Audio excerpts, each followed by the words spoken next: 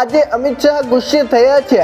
મિત્રો કેન્દ્રીય ગૃહમંત્રી અમિત શાહ આજે ગુજરાતના પ્રવાસે છે અને મિત્રો ત્યાં એક સંદેશો આપતા તેમણે કહ્યું કે ભારતમાં ઘૂસણખોરી કરનારાઓ હવે ચેતાઈ જજો। મિત્રો તેમને યાદ કરાવતા કહ્યું કે જો નહેરુને મજબૂર ન કરવામાં આવ્યા હોત તો મિત્રો આજે આસામ અને ભારતનો ભાગ ન હોત। મિત્રો આ સાંસ્કૃતિક એક પ્રોજેક્ટ દ્વારા વારસાને સાચવવાનો અને ઘૂસણખોરી મુક્ત ભારતને બનાવવાનો 2026 ની અંદર એક મોટો સંકલ્પ લેવામાં આવ્યો છે।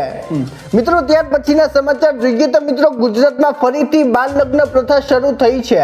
મિત્રો ગુજરાતમાં બાળ સુરક્ષા અને સરકારના દાવાઓ સામે ગંભીર સવાલો અત્યારે ઊભા કરતા આંકડાઓ સામે આવ્યા છે। મિત્રો NFHS 5 ના ડેટા મુજબ રાજ્યમાં 13 થી 16 વર્ષની વયે 1633 સગીરાઓ માતા બની હોવાની ચોંકાવનારી વિગતો કોંગ્રેસે દાખલ કરી છે।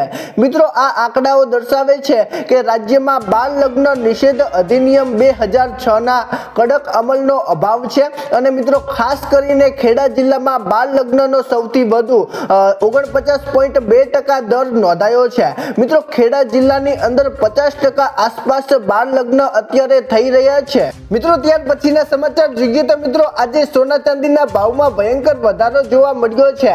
મિત્રો આજે સોના ચાંદીની અંદર ભારે ઉથલપાથલ જોવા મળી છે। મિત્રો આજના દિવસે ચાંદીના ભાવની અંદર ભયંકર તેજી આવી ગઈ છે। મિત્રો અત્યારે ચાંદીના ભાવની વાત કરીએ તો મિત્રો આજે ચાંદીનો ભાવ 2,50,000 ને પાર કરી ગયો છે। મિત્રો આજે ચાંદીનો ભાવ 2,53,000 પર પહોંચી ગયો છે। જ્યારે મિત્રો સોનાના ભાવની વાત કરીએ તો મિત્રો આજે 24 કેરેટ સોનાનો ભાવ 1,36,963 રૂપિયાએ પહોંચી ગયો છે અને મિત્રો 2026 ની અંદર આની અંદર હજી પણ તેજી જોવા મળી શકે છે તેવું અત્યારે નિષ્ણાંતોનું કહેવું છે।